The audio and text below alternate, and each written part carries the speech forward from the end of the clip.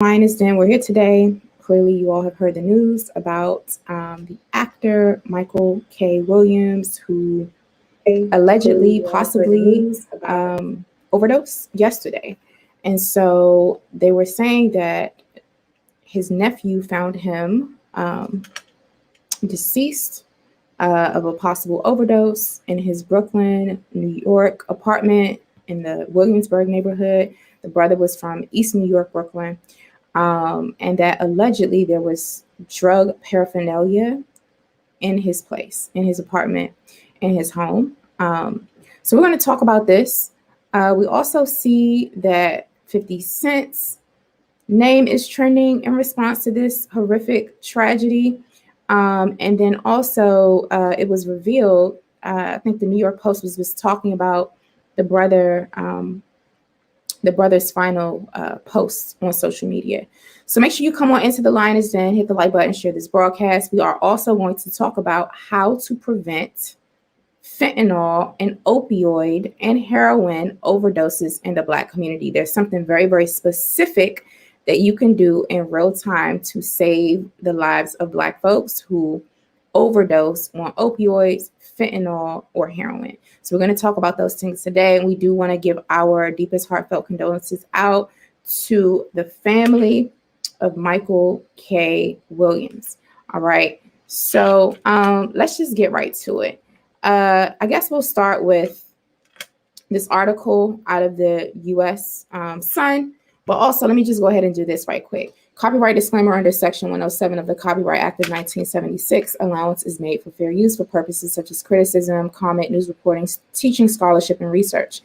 Fair use is use permitted by copyright statute that might otherwise be infringing. Nonprofit, educational, or personal use tips the balance in favor of fair use.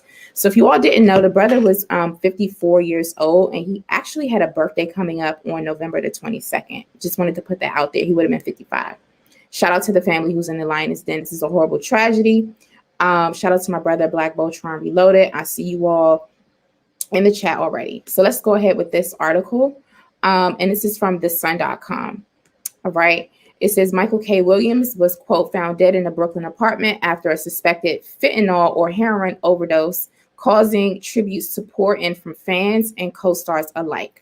Stephen King wrote something on Twitter. He said, horrible, sad, and unbelievable to think we've lost the fantastically talented Michael K. Williams at the age of 54, end quote. Rosie Perez also wrote, WTF, my friend just died, and I get an effing alert to notify me. WTF, today is an effing horrible day. I'm destroyed. All right, it says the beloved actor was found dead in his Brooklyn, New York penthouse on Monday. An NYPD spokesperson told The Sun. It says Williams was alone in the Kent Avenue residence where his body was discovered and drug paraphernalia was also found. Cops confirmed today. All right, I'm just reading. I am reading the allegations, and I am going to block this person. All right.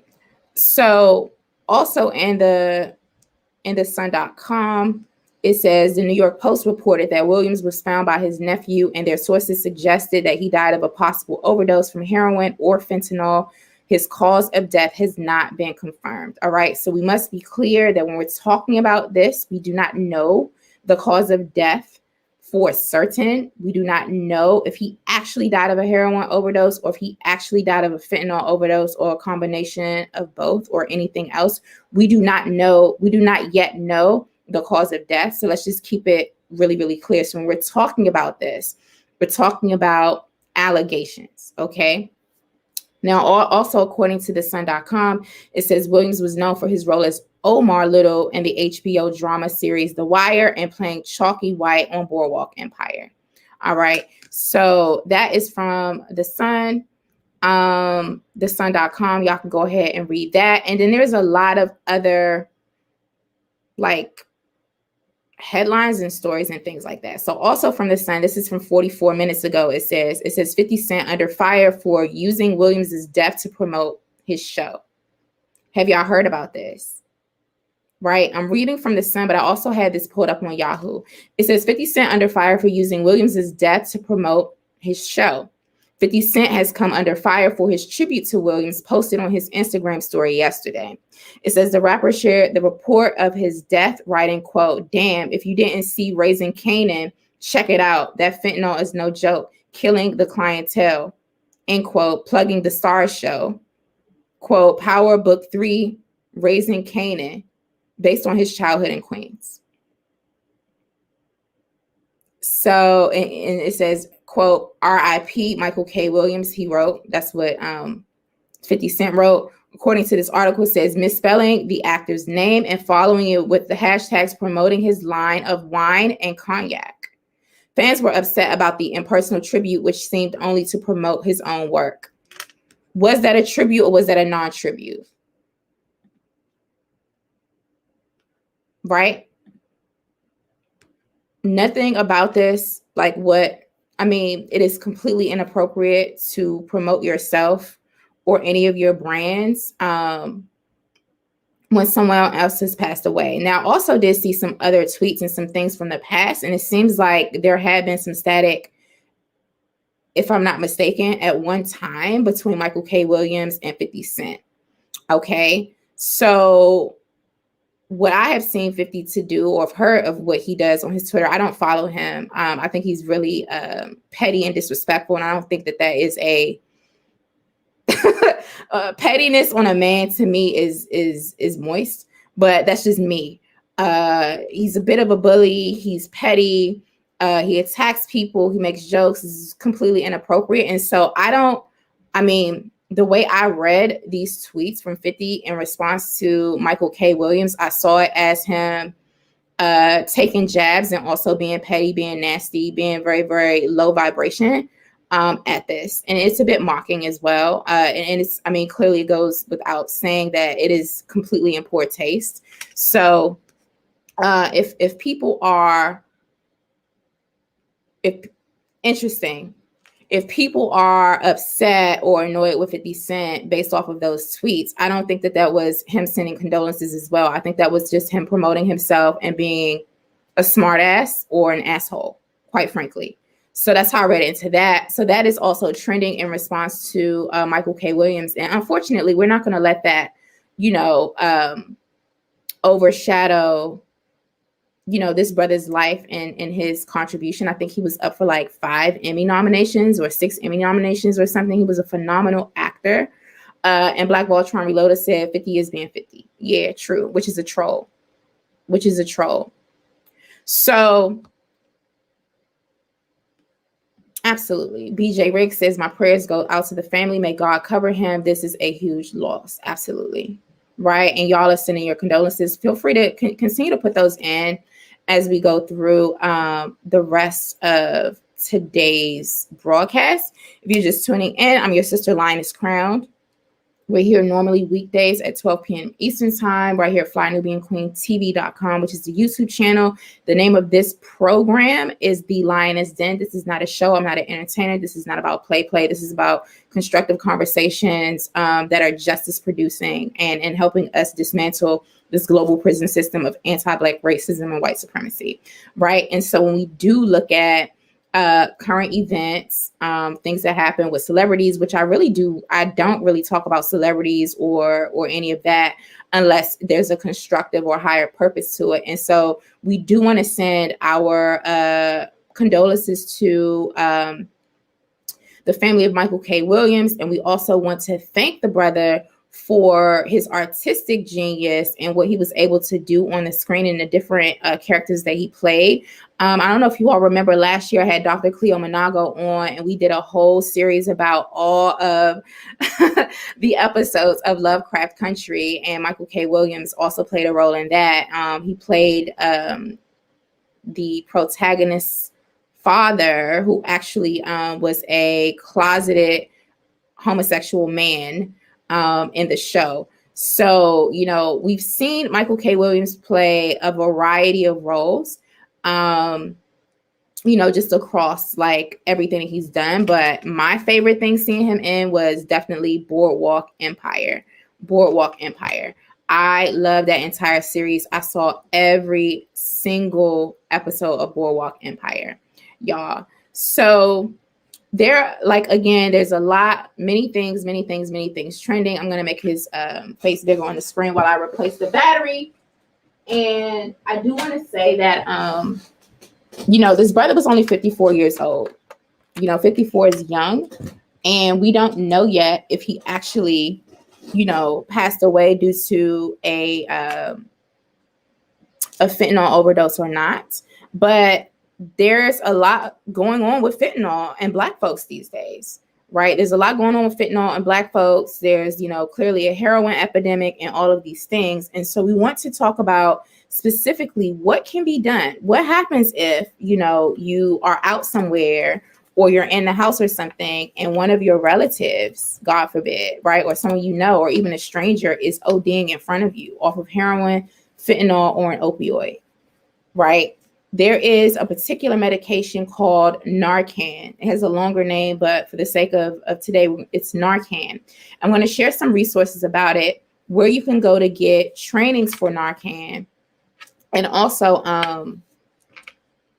how to administer it. I've done the Narcan training. So I don't know if you all know this. When I was living in New York, I was doing, some work. And work one day had me go into a particular school. And I was in a school in Staten Island. Literally that day in school, there was a whole team of nurses that came from a local hospital to give this Narcan training to students at this high school. And I don't know if you all know much about Staten Island. It is predominantly white. When I say white, it's like white. So they felt the need. Well, first of all, a white man who worked for the school district, let's just say, was like, okay, our kids need Narcan. Their friends are overdosing. Their mothers are overdosing. Their fathers are overdosing. The opioid epidemic on Staten Island is so crazy. We need to make sure we get as many of our kids, this is white folks, as many of our kids this Narcan training, and to give them this drug to administer in the event that they go home or they see someone that is overdosing, so that they can save white lives. I lie to you not. This experience for me was about, this is probably about 4 or 5 years ago. And I was like, oh, so they're investing money into getting these kids trained and getting them these Narcan nasal sprays to keep in their backpacks in these little pouches so that they can go ahead and save white folks, to save the people in their community and their families, because the opioid epidemic was so crazy, especially on Staten Island.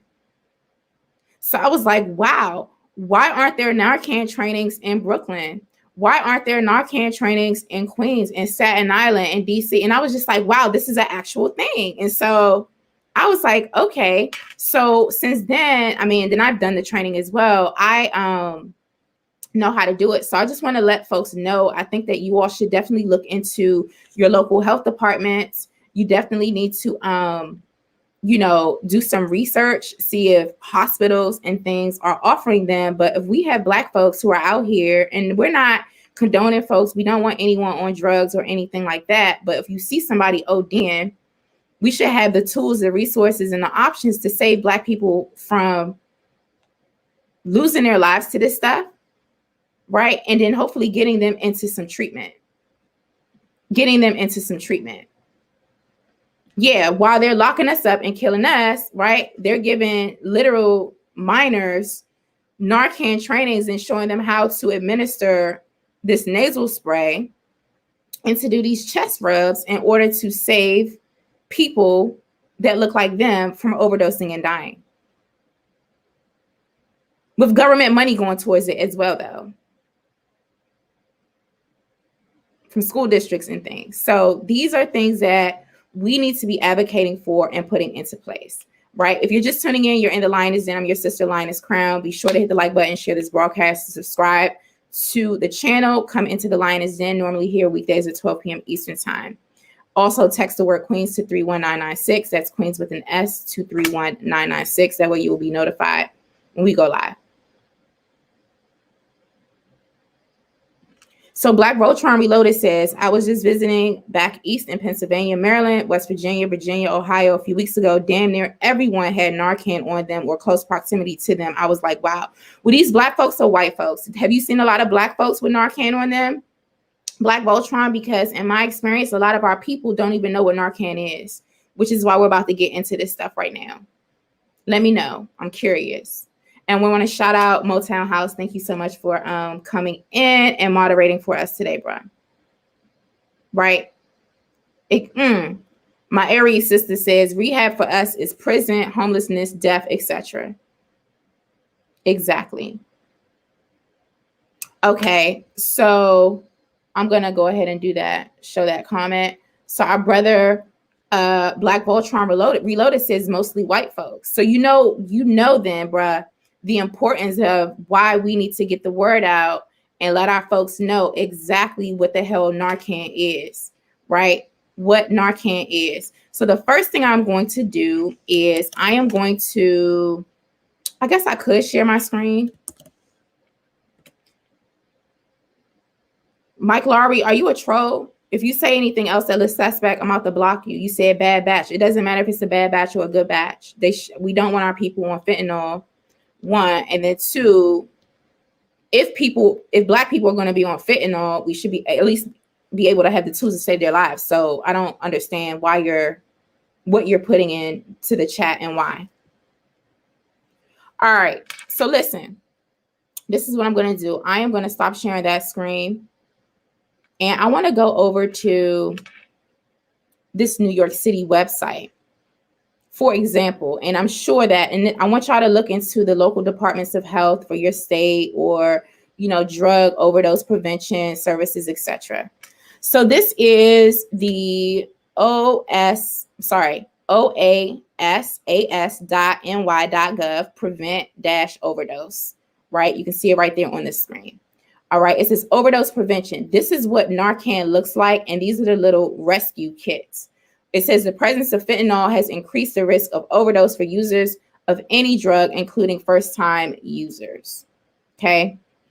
This is 4 milligrams of nasal spray. Narcan nasal spray. Somebody put this in. Narcan. I'm going to need y'all to Google it. I'm going to need y'all to go ahead and look for this stuff. Right. Ingrid is on code and understands the purpose of today's broadcast. Okay, so this is what I'm going to go ahead and do. I'm going to make it a little bit bigger so y'all can follow along, right? It says, and then let me put the, before I forget, I'm going to go ahead and put this link into the chat. Make sure y'all hit the like button and share this broadcast. Okay, overview. Overdoses can kill. As a person begins to overdose, their breath slows and may even stop. The key to saving a life, the life of a person who is overdosing, is to get them breathing again as quickly as possible. Overdoses are most common among those who use opioids and may be increasing some populations or areas recently in the context of COVID-19. It says drug overdoses from other drugs, ergo cocaine, methamphetamine, have also been increasing largely due to the mixing of these drugs with opioids such as fentanyl. Factors that increase the risk of overdose and death include drug use following a drug-free period, mixing substances, using drugs alone, having other medical conditions such as a lung or heart condition. And it says always carry naloxone. That's the long name for Narcan. It says always carry naloxone. It can reverse an overdose. Okay. So these are the signs of an overdose if you all don't know. Falling asleep, loss of consciousness, swallowing or no breathing, limp body, though the body may be rigid with fentanyl, right? It depends. Your body can just be limp and loose, or it can just be really, really rigid if you have fentanyl and if one has fentanyl in their system. It says choking or gurgling sounds, small constricted pinpoint pupils may be difficult to see in an emergency. So it makes your pupils small when when one is overdosing. Your pupils out of your eyes get really, really tiny. And it says pale, blue, or cold skin, lips, or nails. Factors including skin tone could make this difficult to see. So for those who are richly melanated. I'm gonna need y'all to please, this is a very important broadcast. Make sure you hit the like button and share this broadcast. Just share it. Just share it.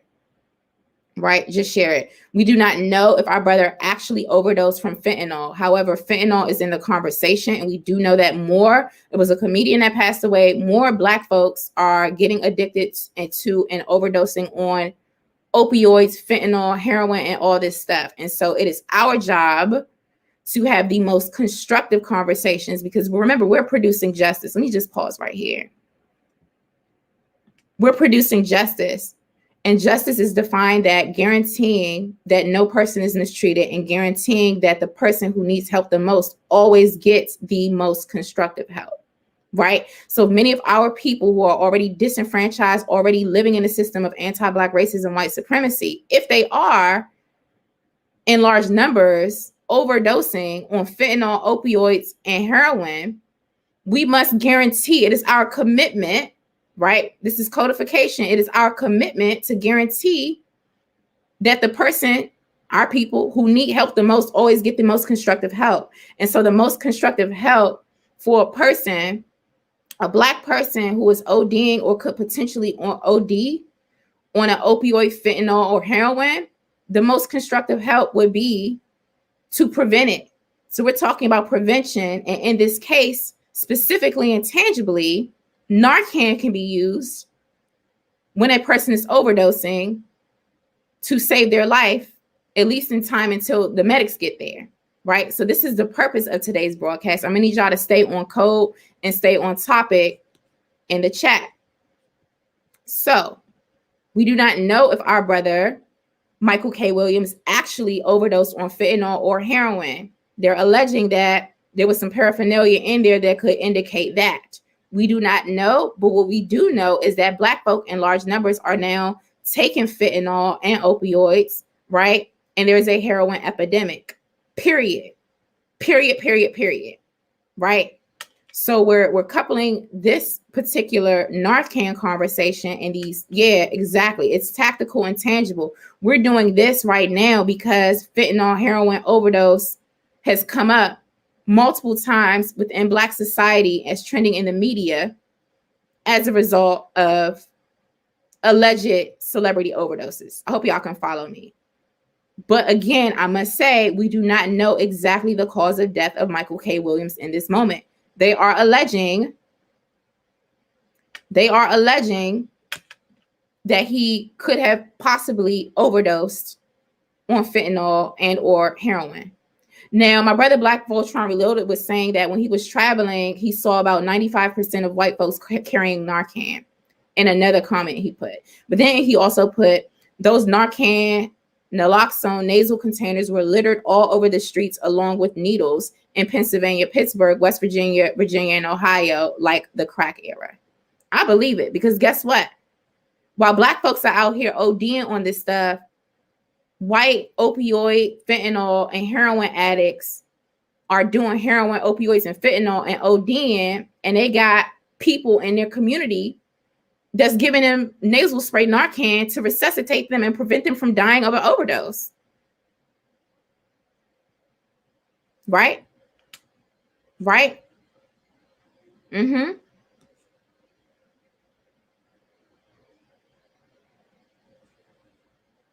I don't understand why people are repeating the same thing in the chat that I just said. If you're not going to be constructive, I'm telling you right now, this is not the place for you, one. And then two, okay, Savannah is, people are trolling. I'm going to need my mods to get these trolls up out of here today, because we're having a life-saving, justice-producing conversation for Black society, right? So back to this. It says, let me go back. Right?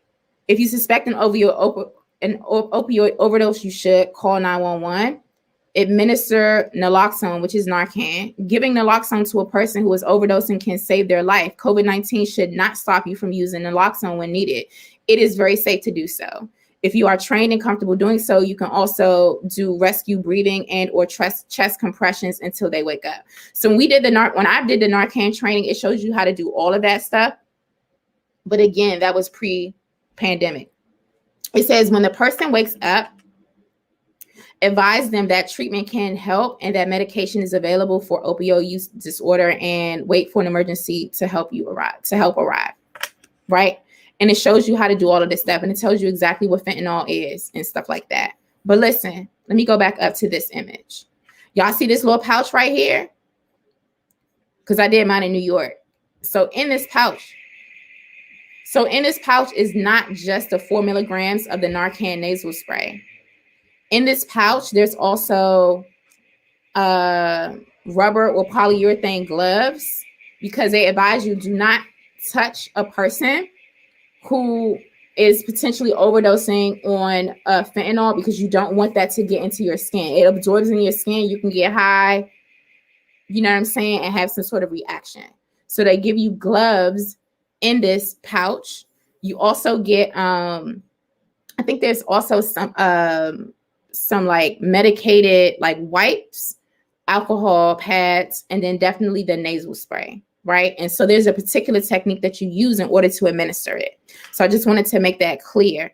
Yes, the situation that we're in with the pandemic definitely does make it difficult and a bit, definitely tricky or whatnot, to want to be in close contact or close quarters with someone who could potentially be overdosing, because it's not just like regular germs and stuff like that. There's also, you don't want to catch the Rona, but that's just something to consider. But I just say all of this to say there are other things in this packet, not just the Narcan. All right. Wanted to say that. So I'm going to stop sharing that screen. Now, if you don't know exactly what the signs of opioid overdose are, I'm going to go ahead and play something really quickly. I've already done the copyright disclaimer. All right, hold on for 1 second. I am going to share this screen. And again, I'm your sister, Lioness Crown, your revolutionary, unapologetically Black host right here at flynubianqueen.com, the network for melanated women and men who are codified like you. The video I'm about to play is called How Naloxone Saves Lives in Opioid Overdose. It's gotten 62,822 views. It came out on January the 15th of 2019. And it's on the YouTube channel of the National Library of Medicine. So I've already done copyright disclaimer. This is definitely for educational purposes. Okay, so I am going to first put this link in the chat. I would like for y'all to watch it in full and then, share it with folks.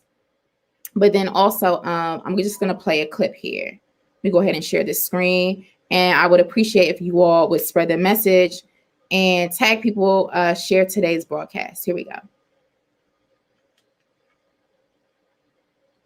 When is naloxone used? You can save a life. First, recognize signs of overdose: limp body, pale, clammy face, blue fingernails or lips, vomiting or gurgling sounds, inability to speak or be awakened, slow breathing, or heartbeat. If you see these symptoms, call 911 immediately and consider the use of naloxone if available. How is naloxone given?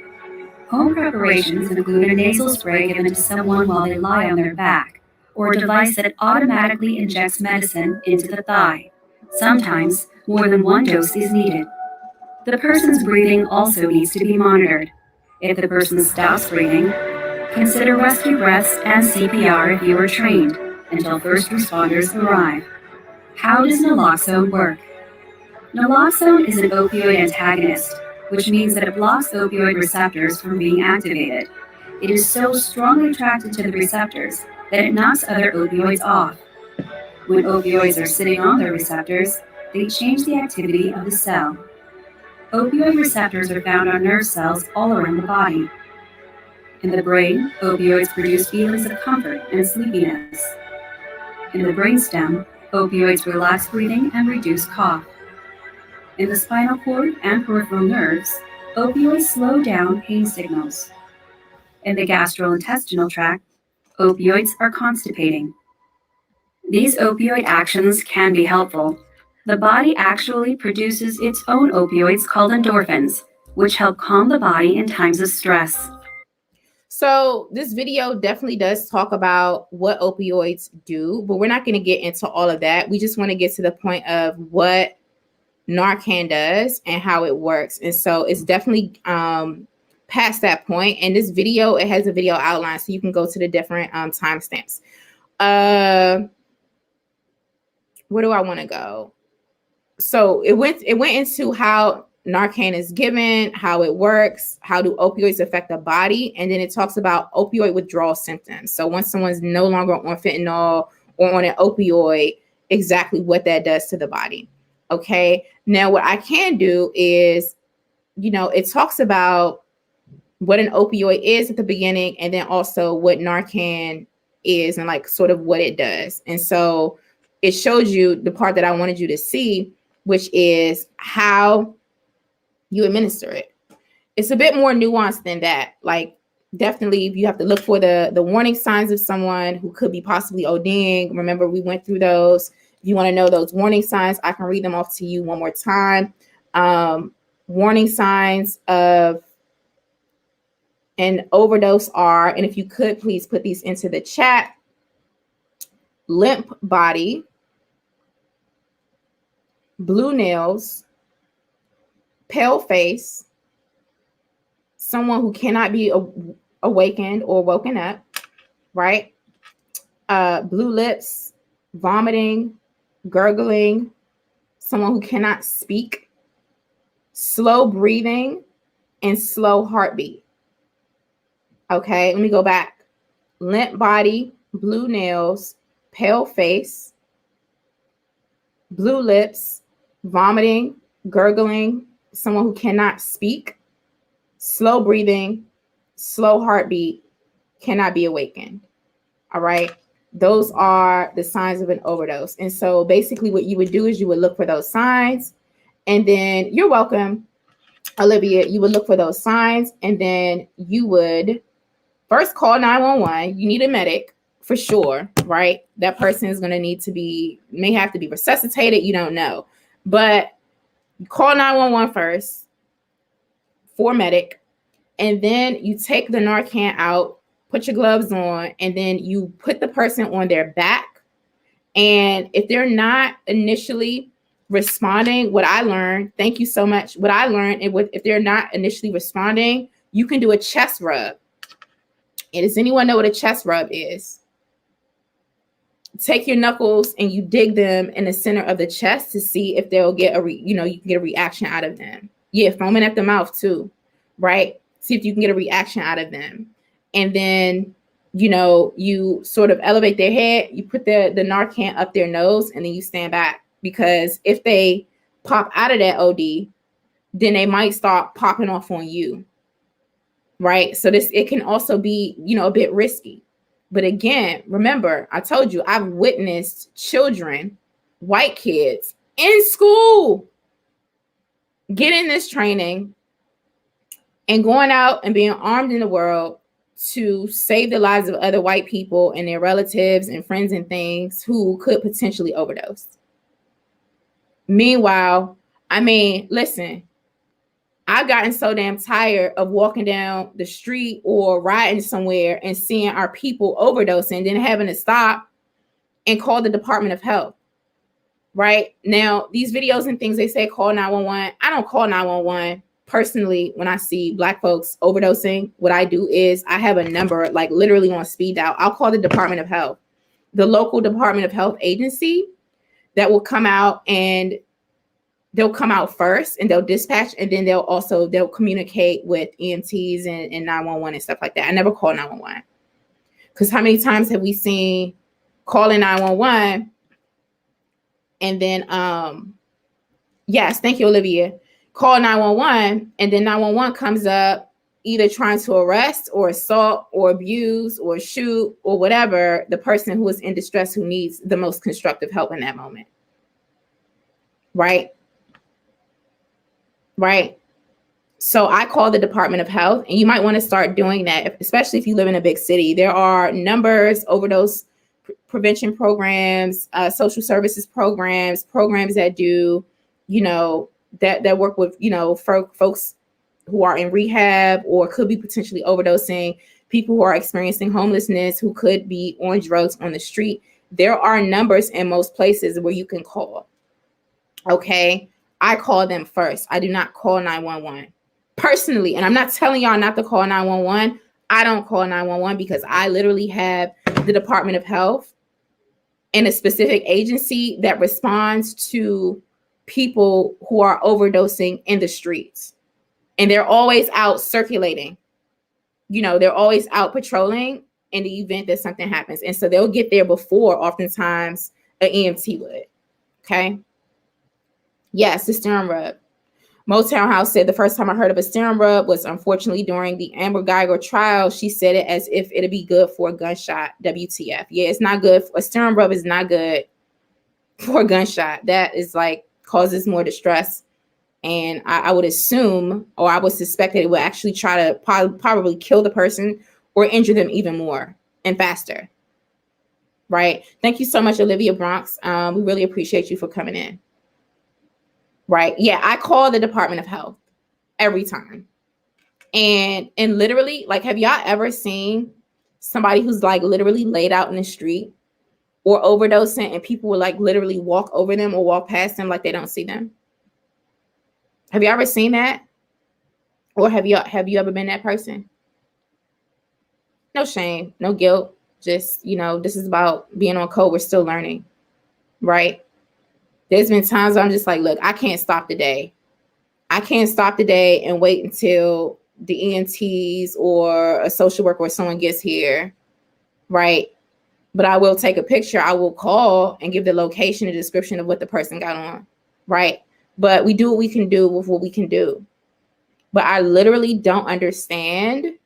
I've never understood how people can see someone dying or in distress or like laid out and just walk past them like they're not there, drinking their coffee or walking their dog or whatever with their yoga mat or on the phone or just looking straight ahead and pretending like you don't see people. These are human beings.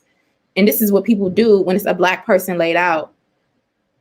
I've had to stop and call, especially during the pandemic. Oh my gosh. I mean, the pandemic is still happening, but I'm talking about like 2020.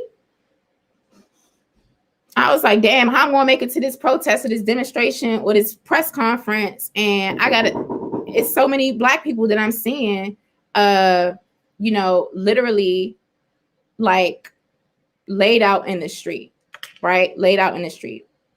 Y'all give me 1 second.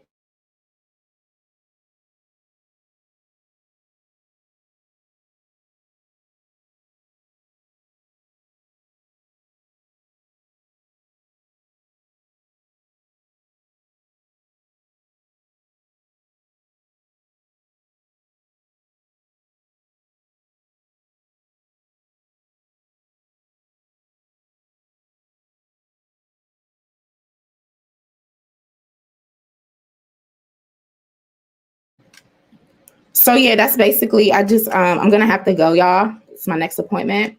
But I wanted to come on and give y'all this information. And I see all the comments here. Definitely go. I'm going to put some links in before we go. Now, this link talks about does Narcan work on fentanyl? Y'all, and again, do your own research. Anytime anyone gives you information, I'll be like, oh, okay, look at this or try this. Definitely do your own research. All right, I do want to say that. That video again that I played the clip from is from the National Library of Medicine. There is another website called PreventOverdoseRI.org, and it talks about fentanyl in particular.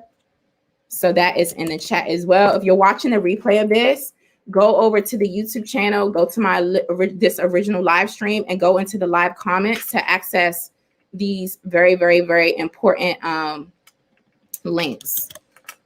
If you're in New York City, I showed y'all the website already from ny.gov, but you could definitely check that out.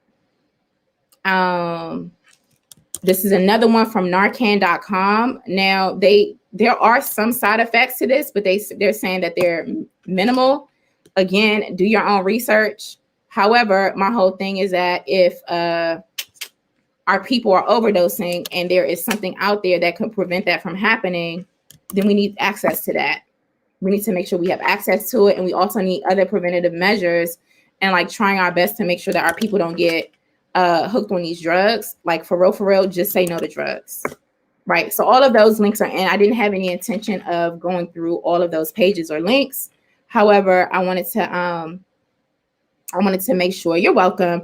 I wanted to make sure I brought this information here. And again, I must give a disclaimer. We do not know for a fact whether our brother, may he rest in power, Michael K. Williams, actually passed away yesterday due to a fentanyl opioid / heroin or whatever overdose. However, that is what is being said by the media. That is what the NYPD claimed. And we know that there's an increasing amount of Black folks overdosing on these drugs. And so this is a life-saving thing that could, God forbid, in the event that we see someone who's overdosing on those things, could save their life. We need to be in the positions of, again, I always talk about this. We need to be our own first responders. All right. So I want to thank you all so much for tuning into the Lioness Den. Be sure to come back and visit us here. Thank you so much to my B1 scholar, Christopher Ellis. Make sure y'all go over to flynubianpower.com. That's flynubianpower.com. Definitely sign up for Unapologetic Black Power with Lioness Crown. We will be in class tomorrow at 6 p.m. Eastern Time. Text the word Queens to 31996. That's Queens with an S to 31996. And again, share this broadcast, especially with young people.